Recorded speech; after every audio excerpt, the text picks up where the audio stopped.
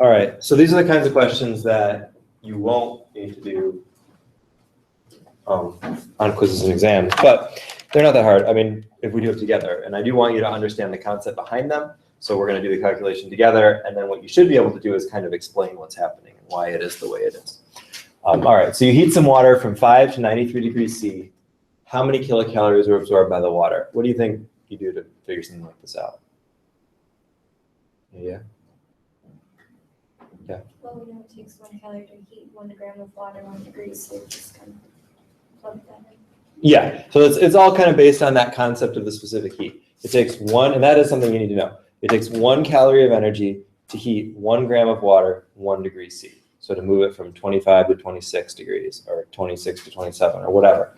In this case, we're moving 175 of those grams of water from 5 to 93, which is what, 88 degrees, right? So we're moving 175 grams of water, 88 degrees. We multiply that together, 175 grams of water times 88 degrees C.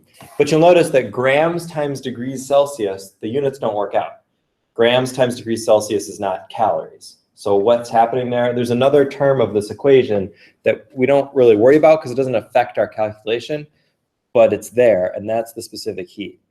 So 1 calorie per gram degree C, that's the specific heat of water. And that allows the grams and the degrees C to cancel. And if this were another material like aluminum or something, that would change because it wouldn't be 1, it would be something else. So because that's just water, it's just 1, we multiply those together.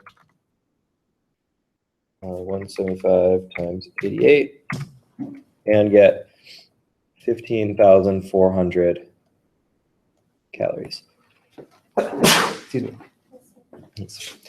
Now, the question is in kilocalories, so this is something you should be able to do. How do you convert calories to kilocalories? 1,000 calories in 1 kilocalorie. Right, there's 1,000 calories in 1 kilocalorie. So we need to convert that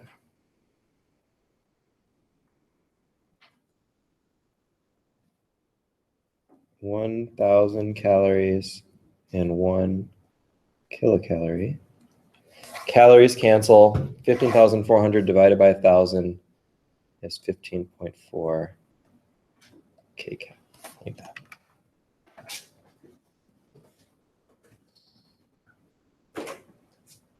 So first part, you don't need to do. Second part, you do. All right. Second question is a little bit different. Same idea, how many calories are needed to do something? But in this case, it's not heating anything or cooling anything because we're staying at the same temperature. We're staying at 0 degrees. So for this, we have to use that heat of fusion. Remember the graph up here? This is saying like how much energy does it take to melt some ice along this line right here. It's 80 calories for each gram. But this question tells us there's 30 grams of ice. So that means we need 30 grams of ice times 80 calories per gram is 2,400 calories. Right, 8 times 30. 2,400. So we have our calories per gram, we have our amount, and we multiply those together. And that just says calories, so we don't need to convert it or anything. One thing came up in another class, somebody asked, well, how do we know if we need our answer to be in calories or kilocalories, or like, how do I know when I'm supposed to do that conversion? And the answer is just read the question carefully. It will tell you, if it says how many calories, that means that it wants an answer that's in calories. If it says how many kilocalories, then it wants an answer in kilocalories.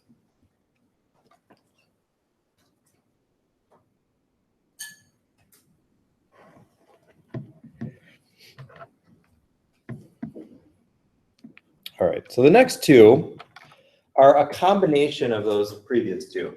The third one is just like the first one, and the fourth one is actually a combination of the first two. So we're going to go through that together because that gets a little tricky. And this is talking about what happens. We talked about this on Tuesday. What's worse for NMU? Boiling water by itself, or steam? And we talked about how steam is worse. So we're going to do the calculation of y. Did we do the calculation on Tuesday? Did you go through this already? Oh, okay. Nobody told me. This problem. This problem. You told us, After like, that. because it's the 500 word counts. Yeah, but we didn't do it. We didn't actually do it. Okay, that's good. So we'll do it. Okay, let's go through and do the math. Yeah, so steam's worse. Let's talk about y and let's look at the actual numbers of y. So 65 grams of boiling water at 100 degrees hits your skin and cools down to body temperature. So that means it's releasing its energy as it cools to your skin. And it's cooling from 100 to 37, which is 63 degrees, right? 100 minus 37, 63 degrees. And so we do the exact same thing we did before. 65 grams of water times a change of 63 degrees. And again, times that specific heat.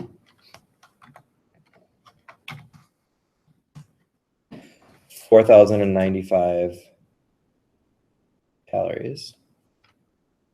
And since it's asked, the question asks for kilocalories, we need to convert that also. So that's going to be 4.095 kcal. Okay. So that's how much energy is transferred to your skin when 65 grams of boiling water at 100 degrees stays on the skin. So 65 grams of water, 65 milliliters, not a whole lot, but if it was concentrated on your skin, it'd probably do some damage. So that gives you a sense of how much energy that is. All right, now we're gonna do the same thing with the steam. So the steam has an extra term to it. Notice the steam isn't any hotter. The steam is at 100 degrees. But when it hits your skin, it first has to condense and turn into water and then cool down. So if we look at the heating curve here, what we're saying there is we're like right here. So first it has to condense and then it cools down to body temperature. So that's two different calculations, and then we add those amounts together because all of that energy is being transferred to the skin. So the first part is the condensation. When water condenses, it gives off 540 calories per gram. So 65 grams of steam times 540 calories per gram. Get a pretty big number. 65 times 540 is 35,100. Or 35.1 kcal. So that's the energy that's released just in the steam turning into water. It hasn't cooled yet, hasn't changed temperature, it's just turning into water. And then we do the exact same thing. So I'm just actually going to copy this because it's the same. Whoops, if I can. I might not be able, might not let me. Let's see. Okay, I can't just copy it. I have to rewrite it. It's the same thing. We've got, whoops. Oh, I broke it.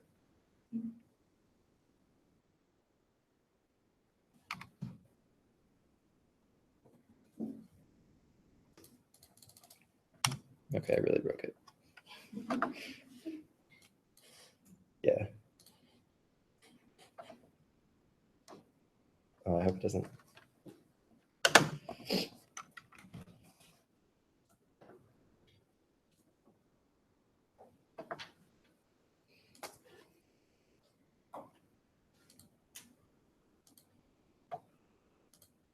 Okay, let's try that again.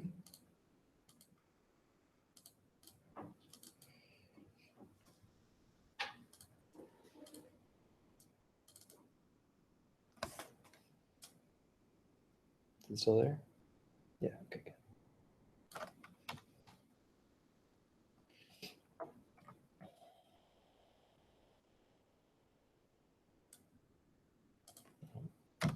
Okay, but I didn't break it this time. All right, so we do the same thing. I'm just gonna write the same thing.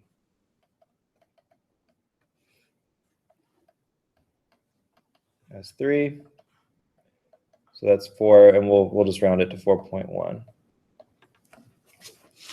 So then the total here is 39.2 kcals of energy from the steam on your skin. So here's how you can see numerically what that means for that, what that difference is. It's huge. I mean, there's a big difference in those two numbers, right? 39.2 is almost 10 times more than 4.1. So you've got like 10 times more energy when steam is condensing than when water is condensing, even though it's the same temperature. And I always ask this question on an exam at some point, you know, why is steam more, whatever, why is steam burn you worse than water? At steam at 100 degrees and water at 100 degrees, and this is the answer, because the condensation of the steam releases energy. But a bunch of people always put because the steam is hotter than the water, and that's not true. If they're both at 100 degrees, they're both the same temperature, and neither one is hotter than the other. So it's just the condensation that ends up making that difference. All right, so any questions about those? The rest of the calculations in the lab you can probably do on your own. They just are concerned with like asking questions about what happened in the lab. These types of calculations don't come up again. So same thing with the homework. I think I've cut out these types of questions from the homework, but if you see some, don't struggle with them too much because they won't show up on quizzes and exams. Okay.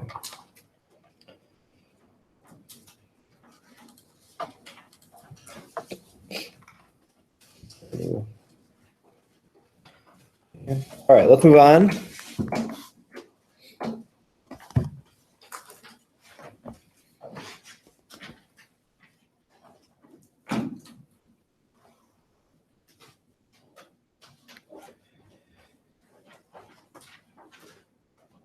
And talk about, phone keeps blowing up here.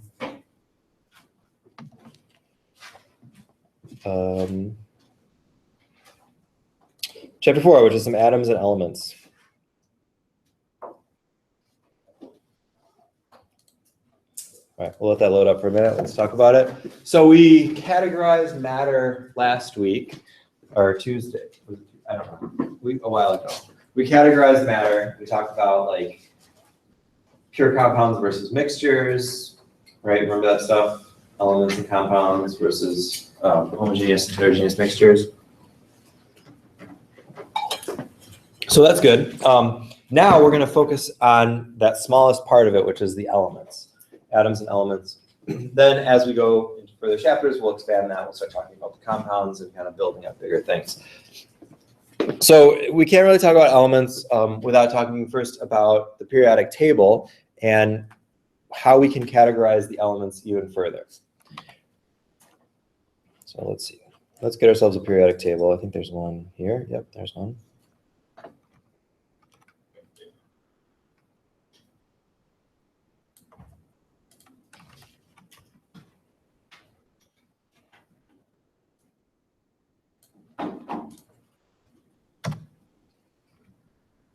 All right, so there's this periodic table. Now you see there's a few more features in this periodic table than what we see up there.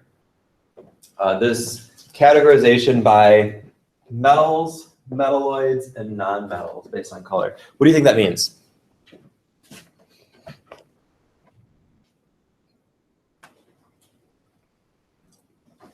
Well, let's just focus on the blue and the yellow for now. Metals versus non-metals. If I gave you a sample of something, well, let's try it. These are not elements, obviously, but is this a metal? Is that a metal? Not a metal. What about this? Yes? What about this? Not a metal. What about like the inside of this? Is that a metal? So it seems like people are pretty well, they give a pretty good idea of what's a metal and what's not a metal. So how do you know? What makes something a metal or not a metal? Metal is conductive, shiny, very hard, like not brittle. Okay, so let's think of some properties. Metals, you said conduct electricity. Is that how you knew that those things were metals? Because you saw the electricity moving through it? No, but that's true, that is one. That's why we make wires out of metal. Metals conduct electricity. Also shiny. What else would you say about metals?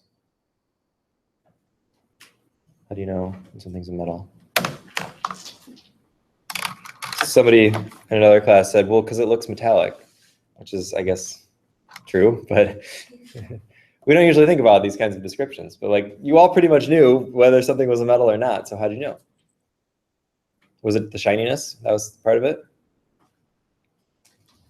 Maybe?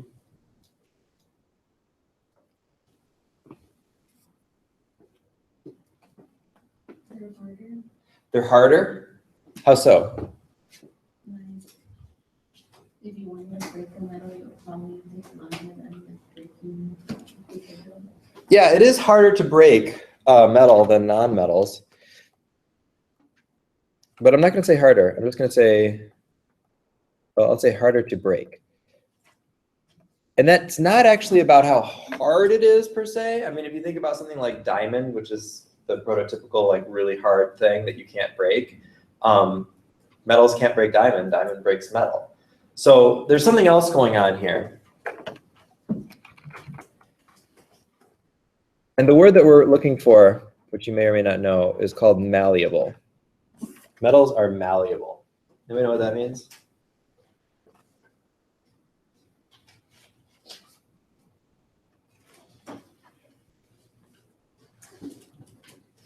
It means that they easily change shape.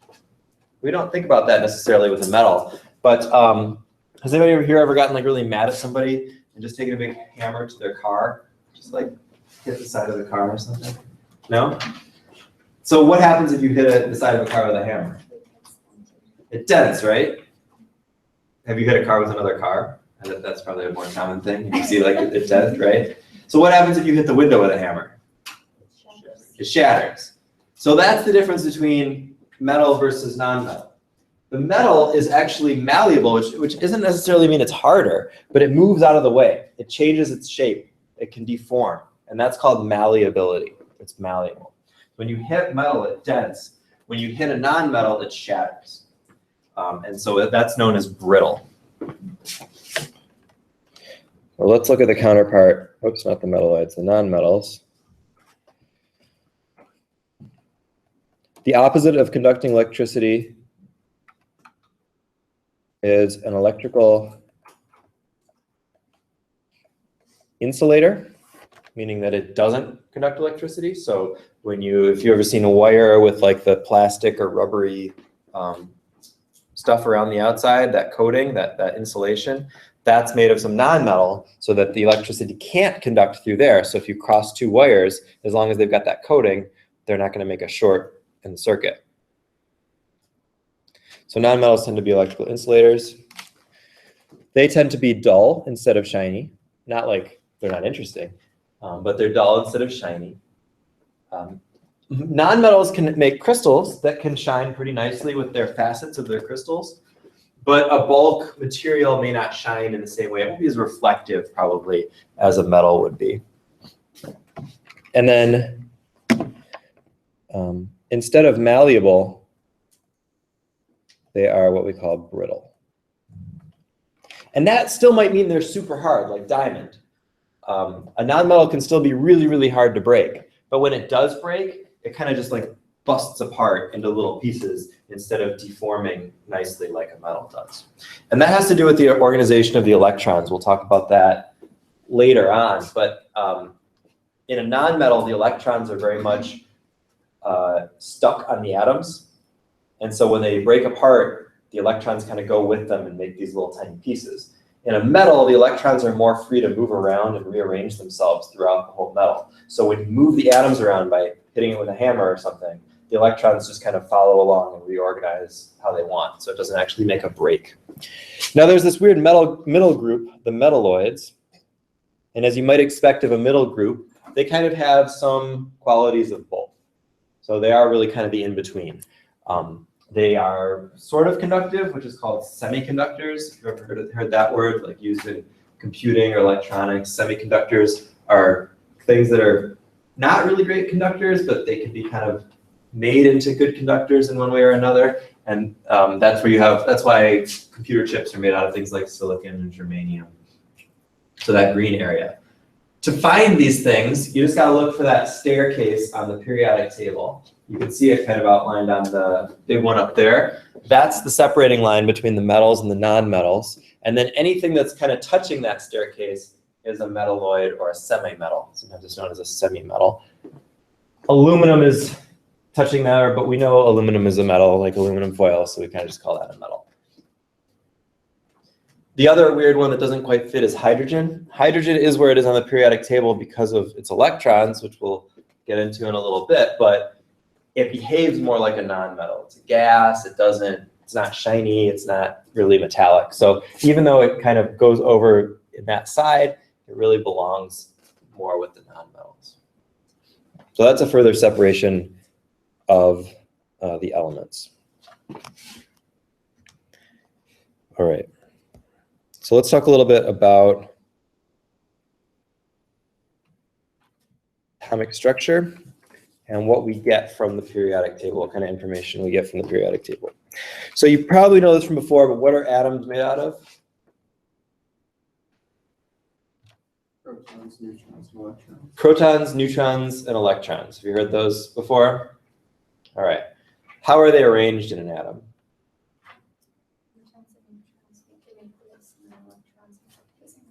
Yep, protons and neutrons in the middle, and called the nucleus, and the electrons around the outside. So here's our atom. We have a nucleus in the center, which is our protons and neutrons. And then we have electrons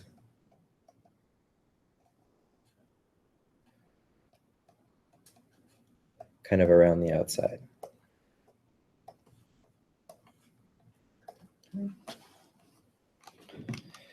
Protons are positively charged, neutrons are not charged, and electrons are negatively charged.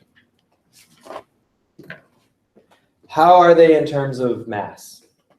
Which are bigger and which are smaller? Huh? Protons and neutrons contain like about 1 Yeah. atmospheric unit, and then electrons are like so close to 0, we just say that that's not the mass. Right. Most of the mass of a nucleus is in the protons and neutrons. Those are the heavy things, and the electrons are super, super light. We use something called the atomic mass unit, which is just an arbitrary unit, because the actual mass of a proton is super, super, super, super, super tiny. It's like 10 to the minus, I don't even know offhand, 20 something. Super, super tiny in grams. So it doesn't really make sense to weigh an subatomic particle in grams. So we just call it an atomic mass unit. And that way we can say a proton is 1 atomic mass unit, and a neutron is 1 atomic mass unit. And an electron is so much less than that we basically just say 0. And we don't even say that the electrons really contribute to the weight or to the mass because they weigh so little. How far are the electrons away from the nucleus? Kind of a weird question. I mean, obviously atoms are really small, so in like human distance terms, they're not very far away. But in atomic distance terms, they're really far away. So they're actually about the size of the nucleus. The closest electrons are about 10 times that distance away. Sorry, 10,000 times that distance away, not 10 times. So if you imagine a meter, this is a meter. Imagine our nucleus is this big of an atom. That means that the nearest electron is 10 kilometers away, so like 6 miles away. So if this is our nucleus, the nearest electron is in northern Palatine somewhere, which is kind of crazy, because what's in between them? Space. Yeah, just space, nothing, nothingness. So most of everything is nothing. Most of like what we stand on. So next time you're on like a really tall bridge or something, just think about, oh, most of what's holding me up here is just nothingness, just space between protons and electrons. Yeah, so they're pretty far apart on that scale anyway. So we have a couple numbers that we can talk about here.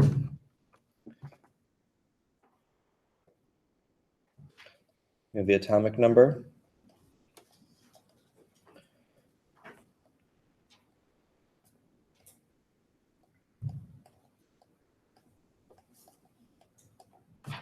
The atomic number is the number of protons.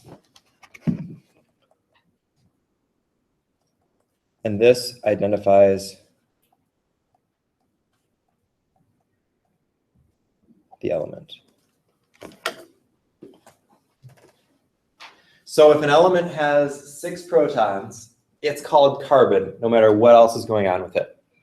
Doesn't matter how many neutrons or electrons it has. If it has 6 protons, it's called carbon. That's just what defines an atom. Where do we find the atomic number on the periodic table? Yeah, it's in the, sometimes it's in the corner, sometimes it's kind of in the middle, but it's usually on top. It's usually on top of the atom. So if we draw our symbol there for C, up there it's the 6 in blue. Underneath C is this 12.011. And so that 6 is the atomic number. And that tells us what kind of an element it is. Okay. Another number that we don't find in the periodic table, but that we should know about, we're going to call the mass number.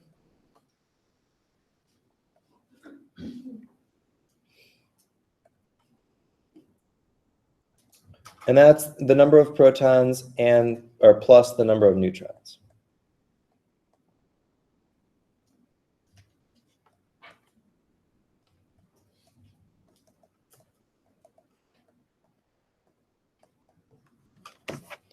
And the mass number is not on the periodic table. Oops.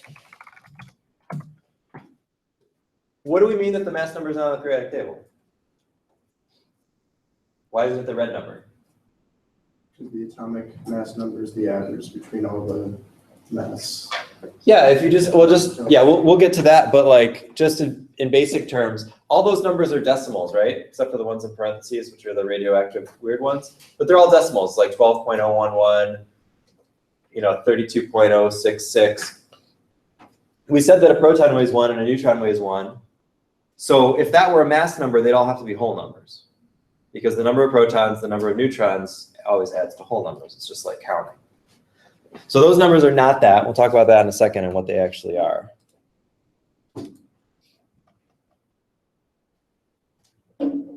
There are 2 kinds of varieties, we could say, of atoms.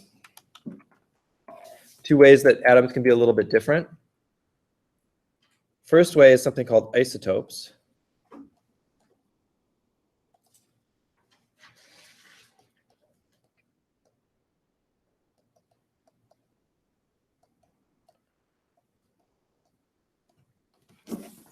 Isotopes are atoms with the same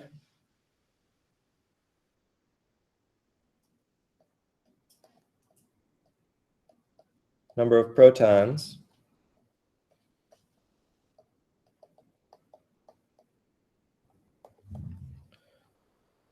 but a different number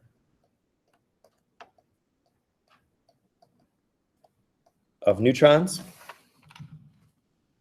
And we usually define those by their mass numbers. So the most common form of carbon in the world is carbon-12. And we usually write that as carbon with a little 12 in the upper left just before the C. You can also write it like this. And we would call that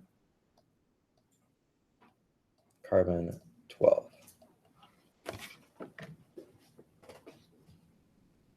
And that means that it is a carbon atom with 6 protons and 6 neutrons. So if it's carbon, it's called carbon, it's got to have 6 protons, because that atomic number defines what kind of an element it is, what kind of an atom it is. And then it has 6 neutrons, so 6 plus 6 is 12, that's carbon-12. A common isotope of carbon is carbon-13.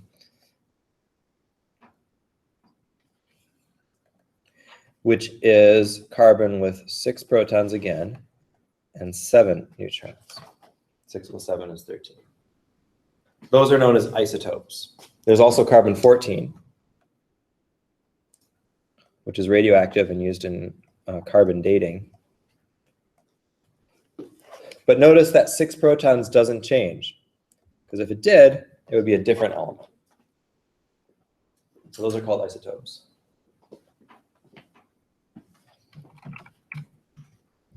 We're not going to talk a whole lot about isotopes until we get into the chapter on nuclear chemistry and talk about some of the different radioactive type reactions that can happen, radioactive elements that can do those kinds of reactions.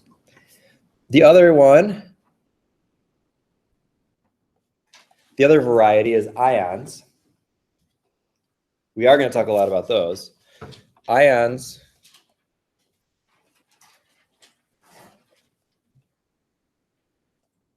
are atoms with the same number of protons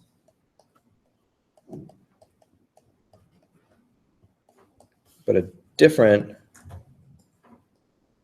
number of electrons.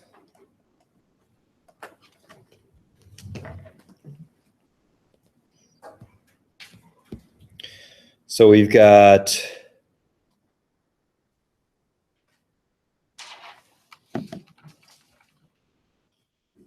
normal, regular old carbon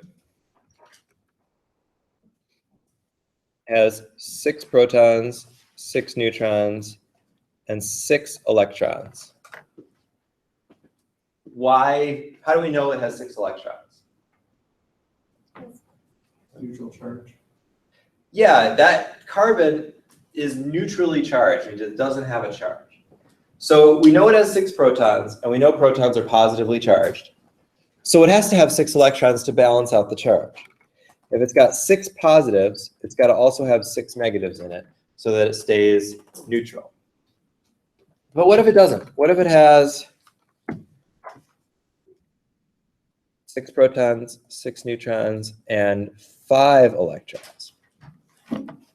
Now we're out of balance, right? We've got more positive than negative. And so now we have something called an ion. And we would write that as a C with a little plus out here, because it now has 1 more proton than electron. So that gives it a positive charge overall, because 6 plus and 5 minus is +1 overall. The other way we could, the other thing that we could do is have a particle that has more electrons than protons. And that we would call C minus. And it doesn't just have to have 1 more or less. We could have 2 extra electrons. And we would call that C minus 2, or sometimes we write the 2 in front and make it 2 minus. Doesn't matter if you write the 2 in front or behind. It's just an issue of, like, sometimes when you're writing a bunch of stuff together, if you put -2 and then something else, it looks like maybe the 2 goes with the next thing. So that's why sometimes we put the number in front. But as long as you express that there's 2 extra negative charges there, that's what we would call an ion, a carbon ion. And in the next chapter, we're going to talk about, or later in this chapter, we're going to talk about naming these compounds and making these compounds together. All right. So we've got neutral, regular old atoms. We've got ions that are charged. And then we also talked about isotopes. So let's look at where this red number comes from then.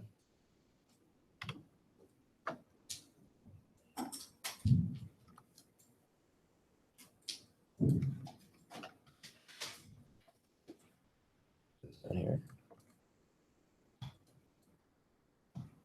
We've got our blue 6. We know that's the atomic number. We know we have to know the neutrons. So can you figure out the number of neutrons from the red number on the periodic table?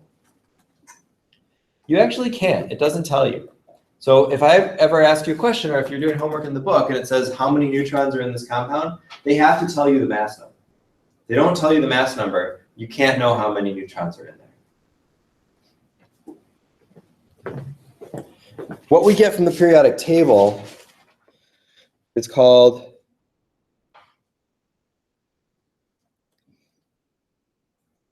the atomic mass, which is an average of all isotopes.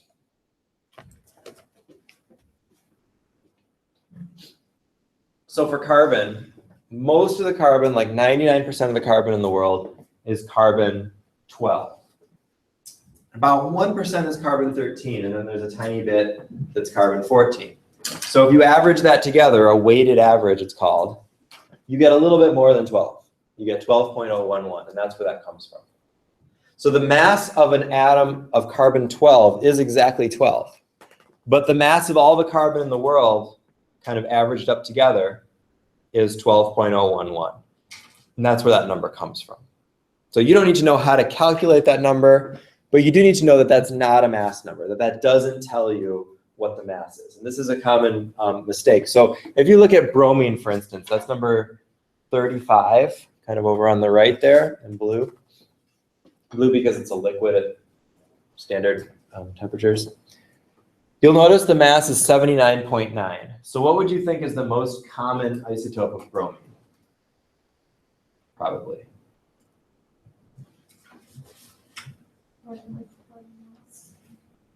It's, yeah, you'd think like 80, because that number is really close to 80, right? But there's actually no bromine 80. Bromine 80 doesn't exist.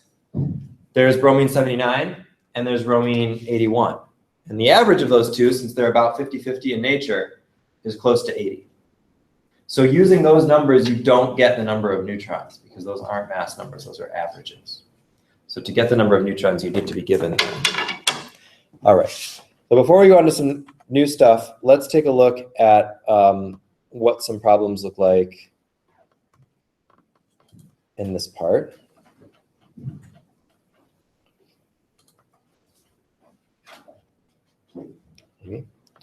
So we should be able to now fill out these kinds of tables.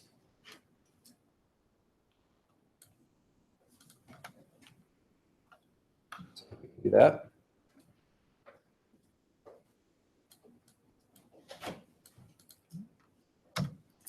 And pull out a periodic table from your book, or you can look up on that one or whatever. But just based on being given some information, you should be able to get the rest of it. Their atomic symbols are a little bit different because they also write the atomic number in the lower left. So like for this one, sulfur is number 16. So they write the 16 down here. And then the mass number for this particular isotope is 34. So based on that, see if you can fill in the rest of these boxes. See if you can complete the table. These are all neutral atoms, different isotopes. Let's see if you can come up with the different pieces of data there.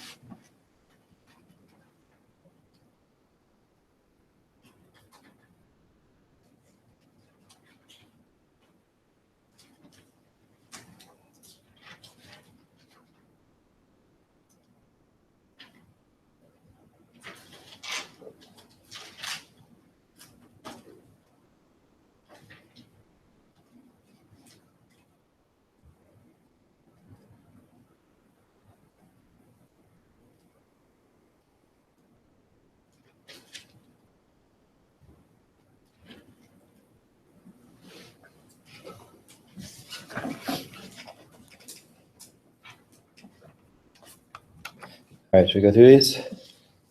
Got some ideas? All right. So the first one, name, you may not know it, but you could look it up on a periodic table. And I would never make you know all the names based on the symbols. You'll always get a periodic table for quizzes and exams that has the names on them.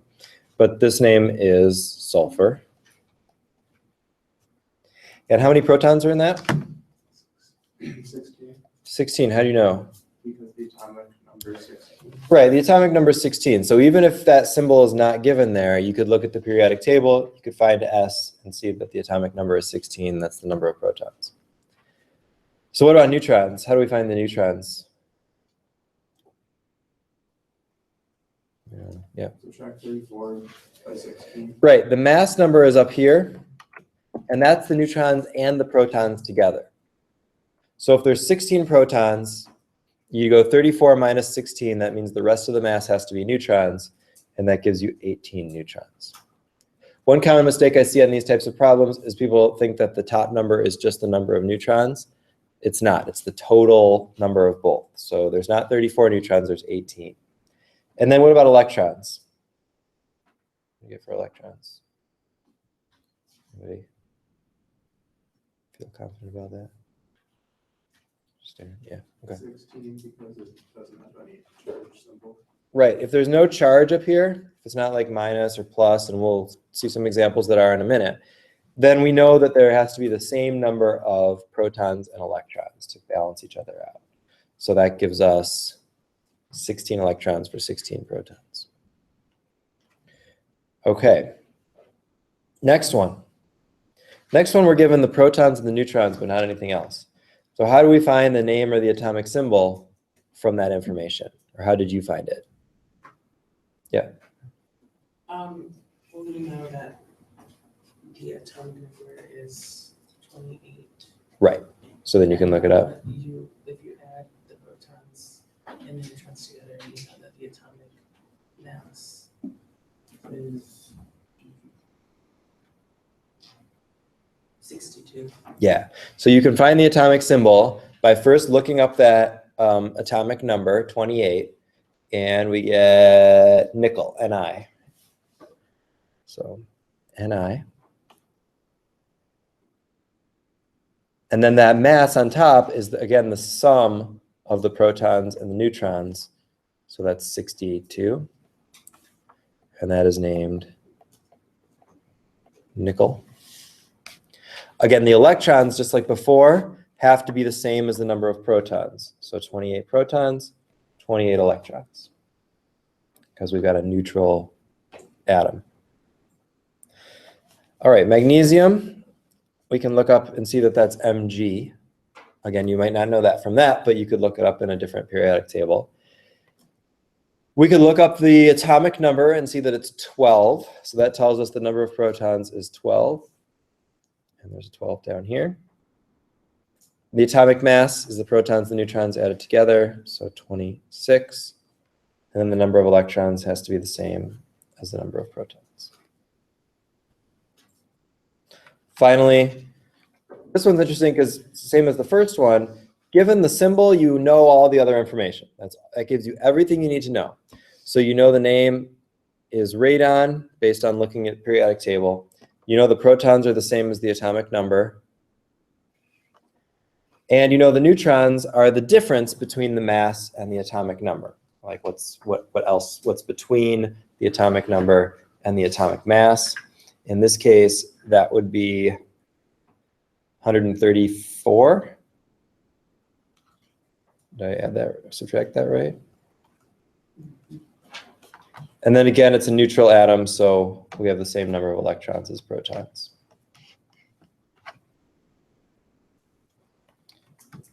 The reason, when I was talking about isotopes up here, the reason I didn't put that bottom number in, I could have, but it's actually redundant because if we know it's carbon, we know it's got to be 6. If we know it's magnesium, it's got to be 12. So that number down here and the symbol really mean the same thing because the number of protons or the atomic number determines what kind of an atom it is. And so that's why you can leave that out or leave it in, either way. All right, good. Let's try one with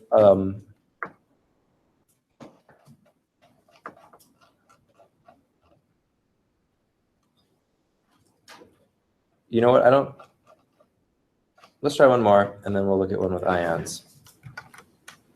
So now that I've gone through one we've gone through one together, see if you can complete this one now.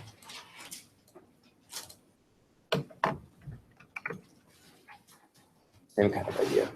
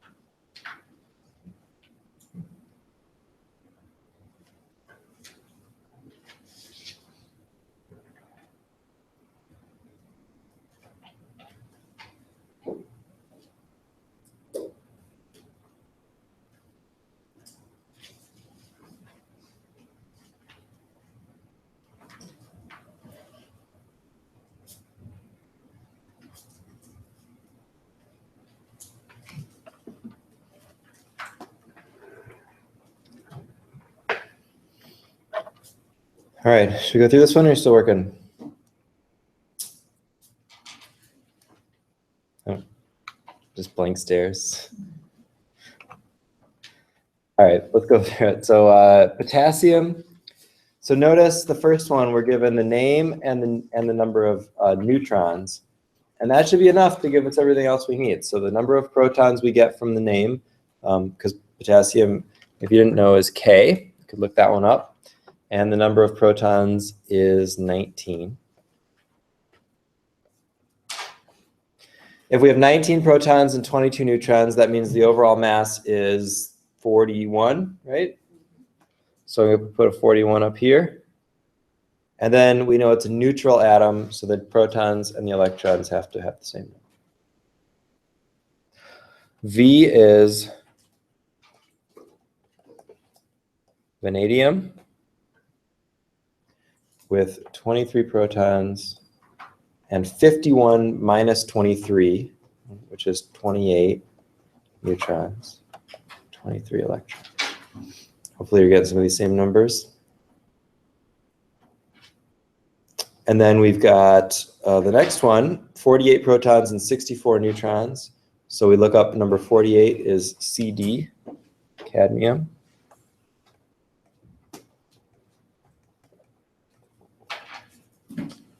With 48 protons. And then the protons plus the neutrons is our atomic, or our mass number, which is 112.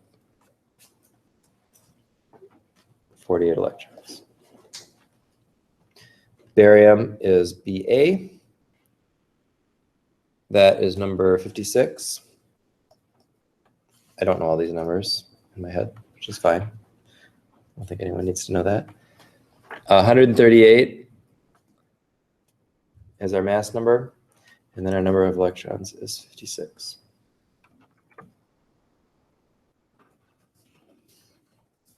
So you feel pretty good about that kind of a table?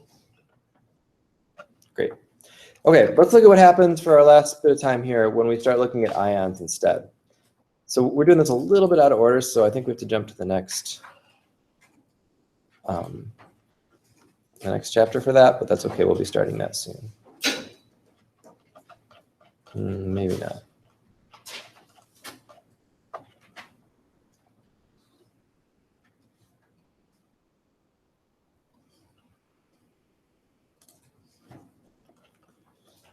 Nah, you know what? That's not. They organize it a little bit differently in the book. Let's just try to make a similar table, but talking about ions as well. So we'll go name. Actually, we don't want the name in this point because we're going to talk about naming ions later. It's a little bit different. We're going to go atomic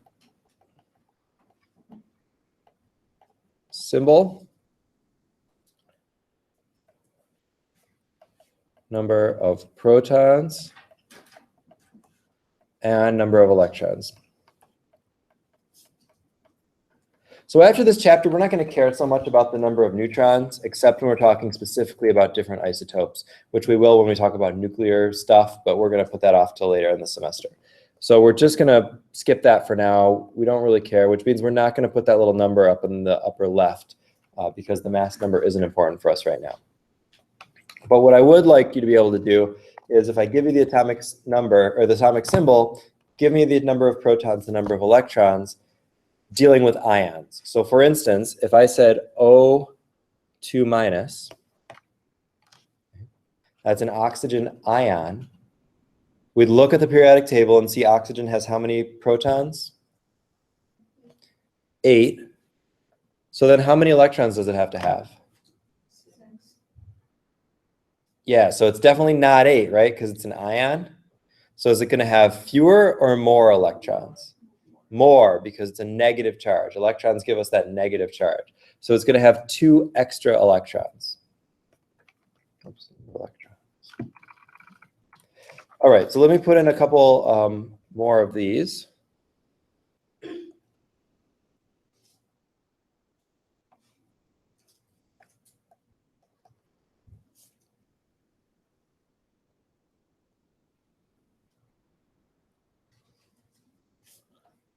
And then you can try them.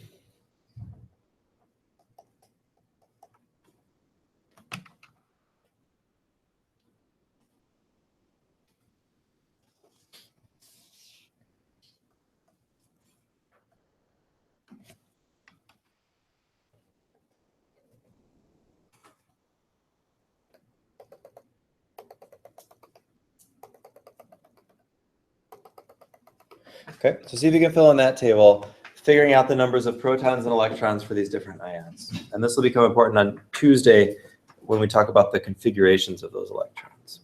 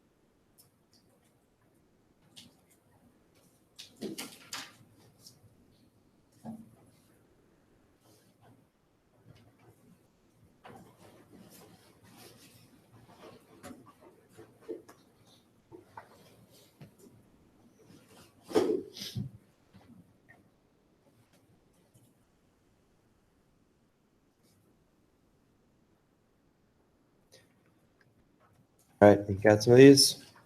So think about it. Done thinking for the week. Come on, it's a short week. I mean, it's only been 3 days, right? All right, let's fill these in. So if you've got 15 protons, what element is it? P? Phosphorus, yeah. You don't need to know the name, we'll just say P. So what is the charge going to be if it's got 15 protons and 18 electrons? Yeah, 3 minus or minus 3. Okay, strontium 2 plus Sr, that's how many protons? 38, and then how many electrons? 36, right, 2 fewer electrons. Titanium 4 plus? 22, and number of electrons? 18, so 4 fewer electrons, that gives it that extra 4 positive charges. And then finally, which one's this one? Aluminum, Al, and what's the charge? 3 plus. Yep, and that's how you do that. So on Tuesday, we'll have a quiz, not over this, but over the energy stuff. And then, I don't know, should we put this on there too? What do you think? Is this good? Okay, so the energy stuff and this, depending on what fits on the quiz, because I don't want it to take all day. And that'll be on Tuesday. We'll do the next lab Tuesday also. And yeah, keep working through the homework. We'll start chapter 5 on Tuesday, or 6. We skip chapter 5, we'll go to chapter 6. Have a great weekend.